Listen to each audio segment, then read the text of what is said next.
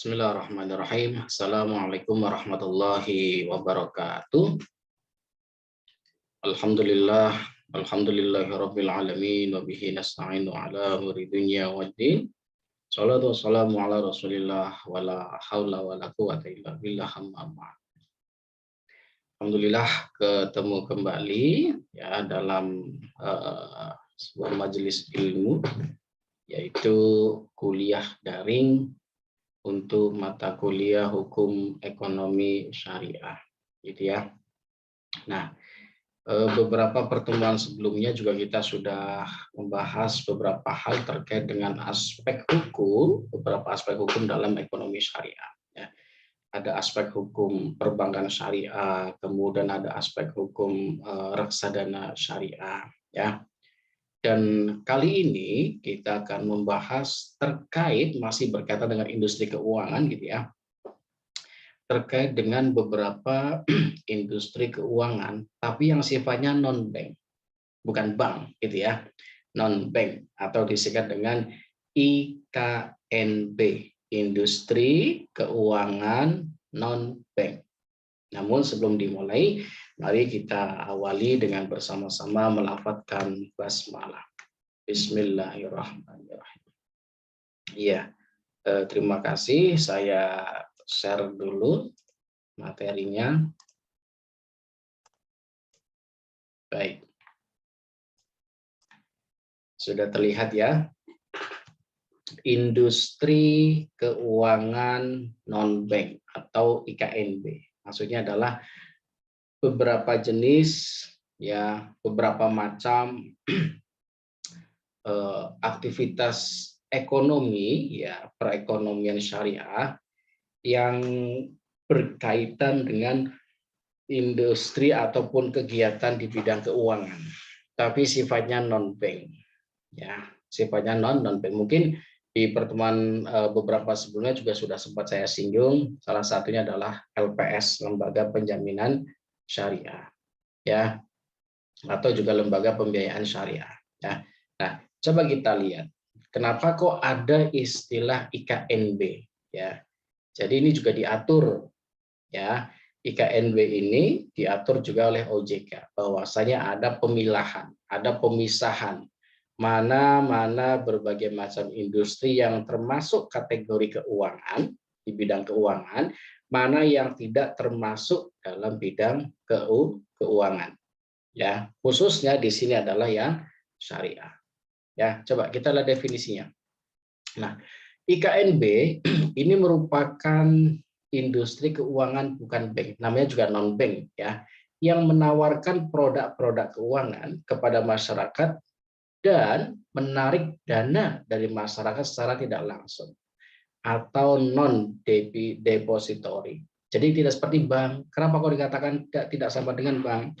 Kalau bank itu kan dalam bentuk produk, ya, seperti giro, wadiah, ataupun tabungan, gitu ya, ataupun misalkan bentuk-bentuk investasi yang lain yang dikeluarkan oleh perbankan. Tapi di sini, ya, proses bisnisnya IKNB itu berbeda dengan perbankan. Apa?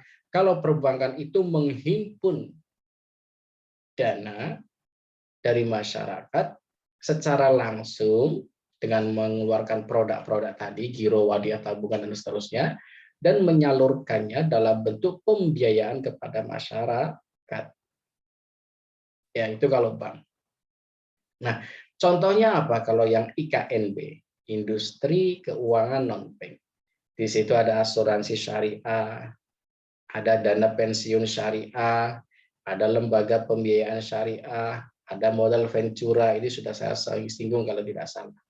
Modal ventura itu semacam apa ya? Join modal, akadnya dalam musyarakah, ya. Kemudian ada lembaga penjaminan syariah, ya, juga beberapa lembaga jasa keuangan syariah lainnya yang, ya, proses bisnisnya berbeda dengan perbankan.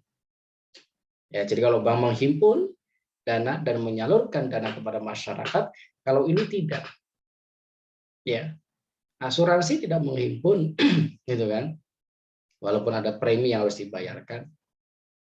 Dana pensiun juga begitu, PNS tidak menghimpun, tetapi memang memotong pendapatan ya bulanan dari PNS yang kemudian dikelola ya diputar oleh dana pensiun syariah.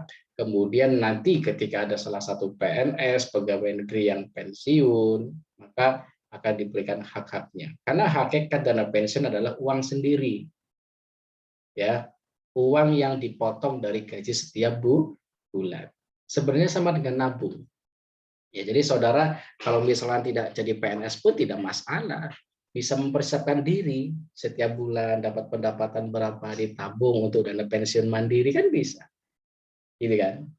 Jadi tidak harus menjadi seorang pegawai negeri sipil. Ya, nah kemudian pembiayaan syariah, ya sudah saya sampaikan, ya bisa dari berbagai macam modal dari entah individu pemilik perusahaan, pemilik lembaga, atau bisa juga join gitu ya, join ventura pemodalannya.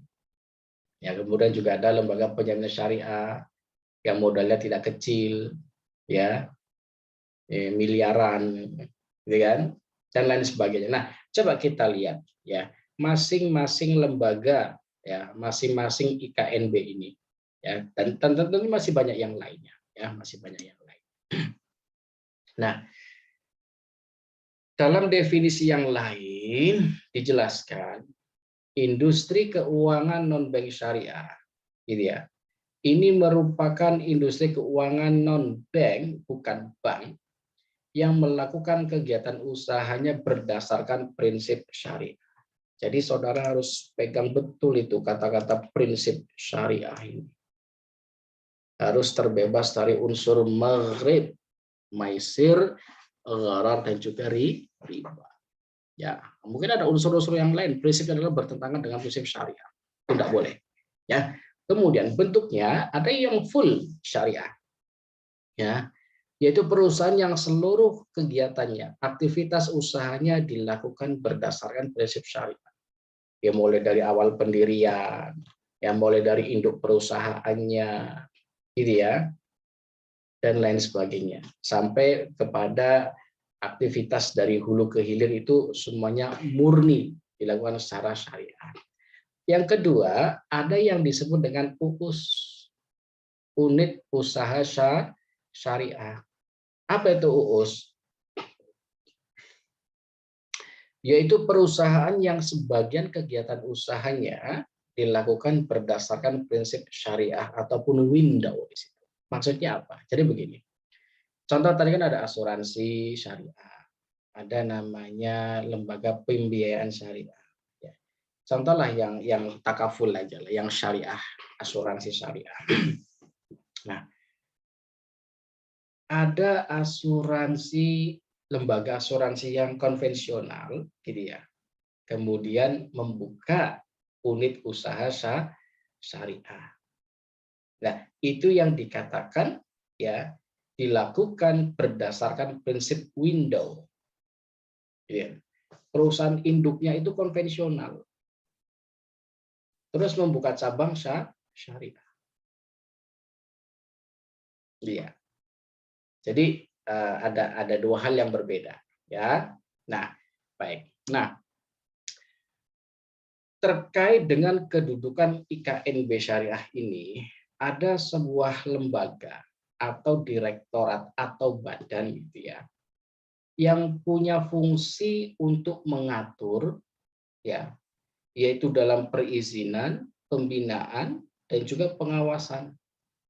Nah, yang disebut dengan Direktorat Industri Keuangan Non-Bank Syariah ini. Fungsinya apa tadi? Mengatur masalah perizinan, pembinaan, sampai dengan pengawasan. Ya, aktivitas apanya? Usahanya di bidang asuransi syariah, pembiayaan syariah, dana pensiun syariah, jasa keuangan syariah lain. Jadi diawasi, nggak bisa kemudian kita bebas-bebasnya membuat industri keuangan non-bank yang mana di dalamnya misalkan kemudian mempraktekkan aspek riba, itu tidak dibenarkan. Ya, jadi ada Direktorat IKNB Syariah. Coba nanti sekali lagi saudara buka websitenya ojk.id. ojk.go.id, ojk.go.id kalau tidak salah itu. Ya, di situ ada kok IKNB, Industri Keuangan Non Bank Syariah. Ya, sering-sering membaca di situ. Nah, baik. Tugas pokoknya apa? Siapa? Yaitu direktorat ini. Apa tugas pokok direktorat? Yang pertama, melakukan penelitian terkait pengembangan industri. Ya, industri yang mana tuh yang dimaksud ya tadi ya asuransi syariah, dana pensiun syariah, dan lembaga keuangan syariah lainnya. Ya, yang berkaitan dengan regulasi, ya, kebijakannya, policy-nya, dan pengawasan untuk IKNB berdasarkan prinsip syariah. Ya, jadi ada direktorat khusus yang mengawasi, yang mengatur ya aktivitas IKNB syariah. Yang kedua, melakukan perizinan dan juga pengesahan kelembagaan untuk IKNB berdasarkan prinsip syariah. Ya, mengatur perizinannya, kemudian aspek aktivitas usahanya, bisnisnya, kegiatannya, ya semuanya harus berdasarkan prinsip syariah. Apa tuh prinsip syariah? Coba saudara buka lagi, yaitu prinsip yang harus sesuai dengan norma syariah, minimal terbebas dari unsur maghrib, maisir, gharar, dan juga riba. Nah, baik. Kemudian, ini saya tidak akan menjelaskan secara detail gitu ya. Secara garis besar saja, ya sebagai contoh tadi ada asuransi syariah, lembaga pembiayaan, penjaminan, ya dan lain sebagainya. Nah, asuransi syariah, ya ini kan usaha saling ta'awun, iya, dengan cara apa? Menjual produk. Misalkan asuransi kecelakaan, asuransi jiwa, gitu ya, asuransi pendidikan. Yang prinsipnya adalah harus sesuai dengan prinsip syariat. Nah, ta'awun itu kan saling menolong. Bagus kan? Hanya saja, jadi memang asuransi ini masih perlu kajian lebih lanjut meskipun sudah ada yang syariah.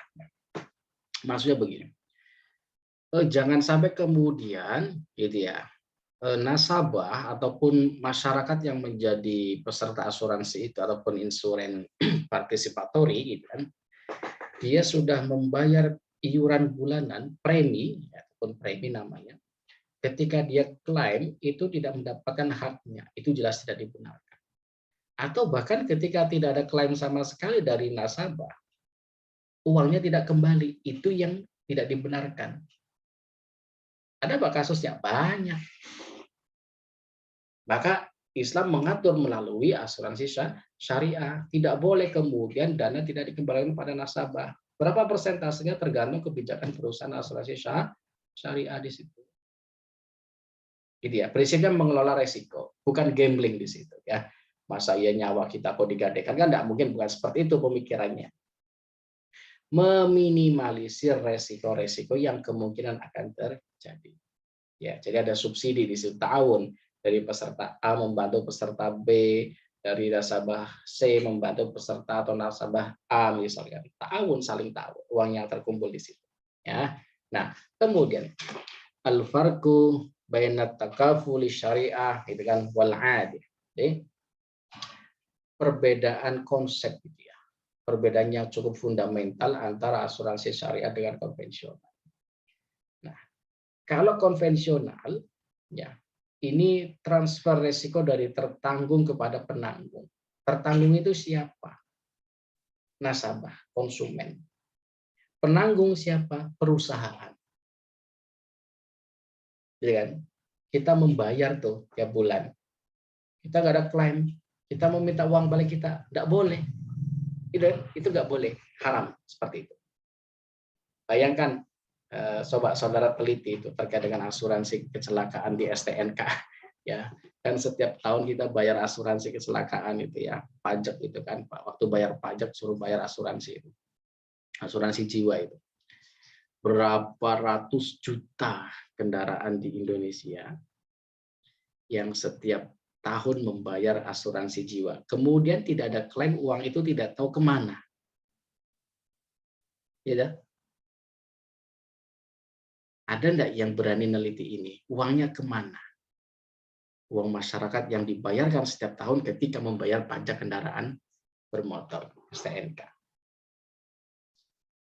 Kalau di asuransi syariah, ini sifatnya adalah bukan transfer resiko, tapi sharing. Saling membagi resiko antara satu peserta dengan peserta yang lain. Jadi bukan mengandalkan pada perusahaan asuransi, tidak. Gitu ya. Tapi saling sharing resiko, saling menanggung, ta'awun konsepnya. Kemudian, asuransi konvensional prinsipnya adalah akadnya adalah jual beli, tadabuli. Ya. Kalau jual beli berarti putus. Gitu kan? Maksudnya apa? Ya kalau nggak ada klaim ya sudah, uangnya nggak bisa kembali. Karena sudah saya membeli resiko, saya membeli asuransi kendaraan misalkan, all in misalkan, gitu kan?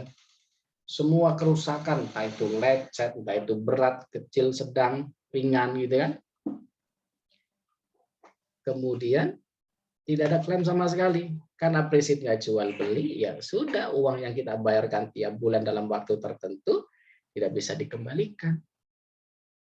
Enak sekali dong perusahaan asuransi. Iya, memang. Gitu kan. Tapi kalau syariah, akadnya adalah tahun, akad tabaru, dan juga akad tijarah, wakalah, mudharabah, musyarakah, dan lain sebagainya. Tabaru itu apa? Tabaru itu artinya dana kebajikan, dana yang kita berikan tiap bulan, yang uang premi yang disetorkan tiap bulan itu, akadnya bisa menjadi wakalah dan bisa ditarik kembali oleh nasabah dalam jumlah tertentu sesuai dengan peraturan perusahaan. Kalau nggak ada klaim bagaimana? Ya itu dana tabaru, dana kebajikan untuk membantu yang lain, tidak menjadi milik perusahaan. Akad tijarah bagaimana, Pak? Tijarah itu perdagangan. Diputar uangnya untuk usaha-usaha yang halal, ketika ada hasil yang menguntungkan maka ada mudharabahnya di sini. Bagi hasilnya. Ya kan? Ada wakalah. Ya, wakalah kita mewakilkan uang premi kita kepada perusahaan asuransi untuk dikelola ya secara syariah. Kemudian sumber hukum. Ya, jelas kalau konvensional ya produk manusia lah. Ya. Tapi yang jelas kalau asuransi syariah di situ ada Quran, dan sunnah, ijma dan kias. Ya, kemudian juga sumber hukum yang merupakan hasil pemikiran manusia juga. Ada hukum positif, ada hukum Islam. Ya, yang bersumber dari Quran, sunnah, ijma dan kias. Gitu ya. Kemudian yang keempat, kepemilikan dana. Tadi saya katakan, kalau konvensional ini, dana premi yang kita berikan tiap bulan ini seluruhnya menjadi milik perusahaan dan perusahaan bebas menggunakan dan menginvestasikannya. Jadi saya sarankan jangan ikut asuransi, apalagi yang konvensional ini. Karena kalau nggak ada klaim itu, ya maaf saya katakan, saya bukan memprovokasi, tapi inilah ya fungsi daripada ilmu pengetahuan. Ya. Dana yang disetorkan itu tidak akan bisa ditarik kembali kalau saudara tidak ada klaim. Gitu kan? Yang sudah terlanjur ikut sebaiknya berhenti. Kalaupun ada klaim, itu nggak 100%. Ya sifatnya gambling ya saya katakan. Terkadang bisa mengcover lebih dari yang kita perkirakan. Terkadang untuk hal-hal yang tidak bisa di-cover oleh asuransi gitu. Ini kan masalah. Ya. Baik. Ini saya pending dulu. Baik, saya lanjutkan ya terkait dengan IKNB, ya industri keuangan non bank, yang mana beberapa aspek ya beberapa jenis industri keuangan tersebut ya salah satunya adalah asuransi syariah ya. Nah, terkait dengan swahibul mal, pemilik dana ataupun kepemilikan dana ya. Tadi saya katakan kalau asuransi konvensional seluruh premi yang masuk itu menjadi milik perusahaan, gitu ya. Sehingga perusahaan itu bebas menggunakan uang itu untuk apa, tapi tetap sesuai dengan ketentuan, gitu ya. Artinya secara umum bebas gitu saja. Bahkan diinvestasikan untuk bentuk yang lainnya itu sah-sah saja menurut mereka. Tapi dalam konteks asuransi syariah tidak seperti itu.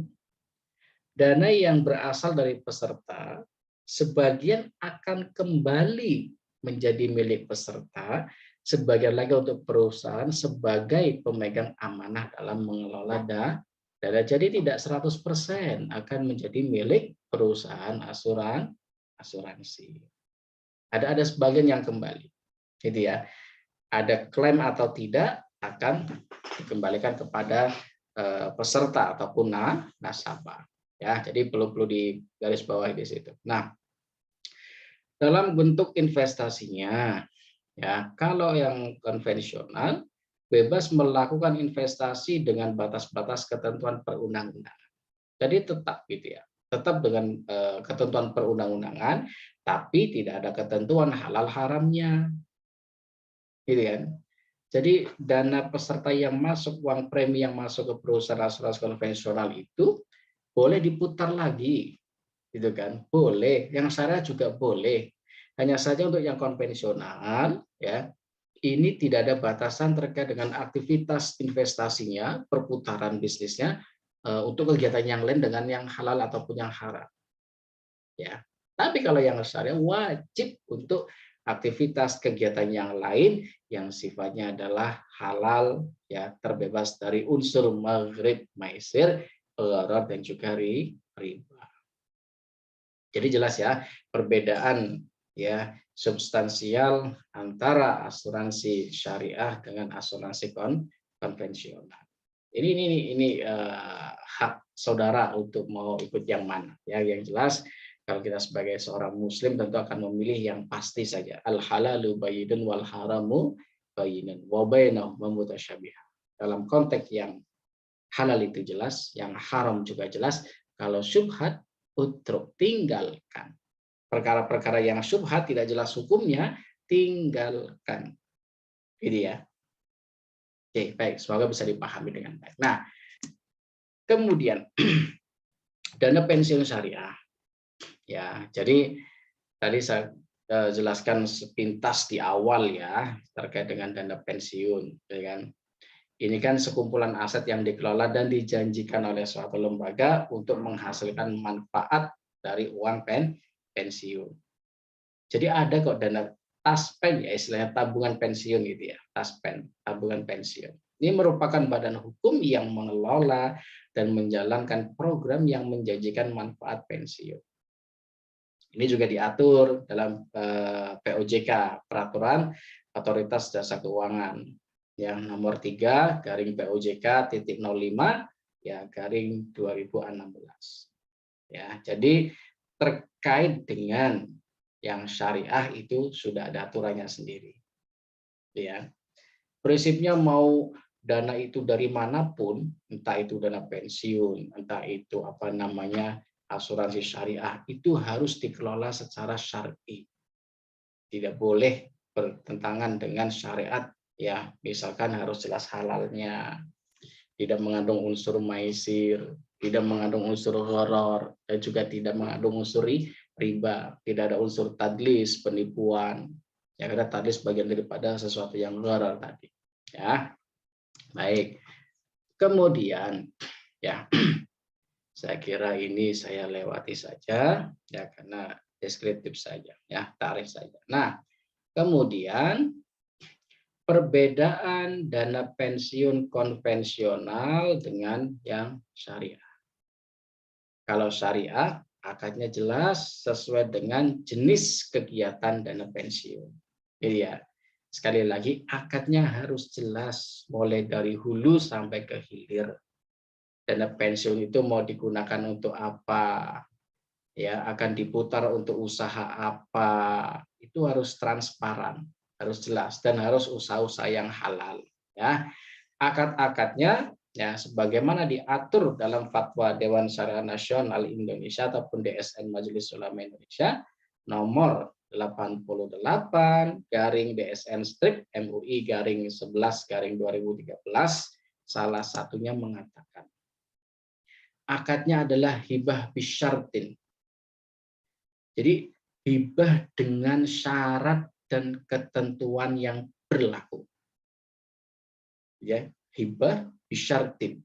Ya, jadi syarat, tidak sekedar hibah saja, ya kan, pemberian saja, tapi ada syarat-syarat tertentu ya terkait dengan aktivitas pemberian dana dari pemberi kerja pada peserta program pensiun. Jadi misalkan ada perusahaan, kemudian ada pekerjanya, ada pegawainya, ya kan? Di situ ada namanya dana pensiun syariah, gitu kan? Maka ketika memberlakukan ataupun menawarkan program dana pensiun pada karyawannya, pada pekerjanya, ya, ini ada syarat-syarat tertentu yang harus sesuai dengan syariah. Misalkan pemotongan dana pensiun itu ya tidak memberatkan karyawan dan sifatnya tidak boleh mujbar, memaksa, ya, tidak boleh memaksa, ya. Kemudian akadnya adalah wakalah bil ujroh. Kenapa kau wakalah bil ujroh? Karena dana pensiun dari para pegawai itu dikelola oleh perusahaan dana pensiun syariah dan di situ diputar uangnya, ada keuntungan, ya, maka bisa jadi mengarah ke mudharabah bagi hasil. Atau kalau tidak, dengan akalah wakalah bil ujroh ini artinya apa? Kita uang pensiun kita itu dipotong untuk menggaji para pekerja yang menjaga dana pensiun kita. Kan boleh toh? Ya boleh saja karena mereka bekerja mengamankan, menjaga uang pensiun kita. Gitu kan? Karena hakikat uang pensiun adalah uang yang dipotong dari gaji setiap bulan. Ya, kalau ada tambahan yang lain terus terang ya saya kurang tahu. Ya, baik. Kemudian akad ijarah. Ya, ingat ijarah itu berbeda dengan tijarah. Ada satu huruf T, tijarah. Kalau ijarah ini berkaitan dengan sewa jasa aktuaris. Saudara masih ingat dalam mata kuliah hukum asuransi syariah, aktuaris itu tugasnya apa? Ya, aktuaris ini semacam juru nilai yang akan menilai kelayakan suatu proposal pengajuan kegiatan usaha ataupun kemudian kelayakan calon peserta asuransi gitu ya. Jadi ada jasa aktuarisnya ya. Atau misalkan menyewa akuntan publik untuk mengaudit. Nah, itu juga boleh ya, dibayar dari situ gitu kan. Kemudian ada bank kustodian oleh dana pensiun syariah. Ya, jadi banyak proses aktivitas bisnis di dana pensiun syariah. Nah, kemudian tadi saya katakan dana pensiun syariah itu boleh diputar selama tidak bertentangan untuk kegiatan usaha yang bertentangan dengan prinsip syariah. Misalkan untuk membeli saham yang syariah, gitu kan? Atau misalkan didepositokan, ya. Atau tapi yang deposito yang konvensional itu yang enggak boleh. Ya, tapi sebaiknya gitu kan, sebaiknya jangan ditempatkan di perbankan konvensional, tetap di bank syariah. Kalaupun kemudian ada misalkan ada bagi hasilnya gitu ya, kan lebih syar'i, lebih halal gitu ya.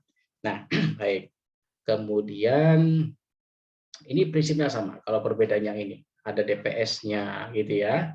Kemudian peraturannya sangat detail ya dan berada di bawah pengawasan OJK juga dan ada DPS ataupun Dewan Pengawas Syariahnya. Nah, baik ya. Saya kira ini untuk materi terkait dengan IKNB ataupun industri keuangan non bank ya.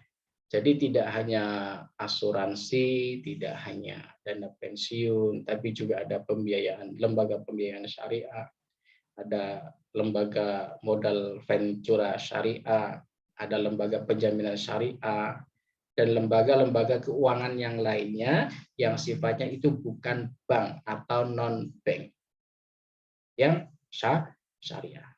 Ya, jadi silakan nanti saudara banyak membaca kembali ya terkait dengan topik pembahasan, dengan harapan tadi semakin banyak membaca akan semakin memperkaya pengetahuan kita terhadap sebuah ilmu, ya, karena ilmu tidak pernah basi dan akan dipakai pada saatnya ataupun pada kapanpun akan masih bisa digunakan, ya. Dan saya kira ini ya untuk pertemuan kesempatan kali ini yaitu terkait dengan industri keuangan non-bank. Mari kita cukupkan dengan bersama-sama melafadzkan hamdalah. Alhamdulillahirabbil alamin. Ma'ana jafi kulli umurikum. Jaga kesehatan. Assalamualaikum warahmatullahi wabarakatuh.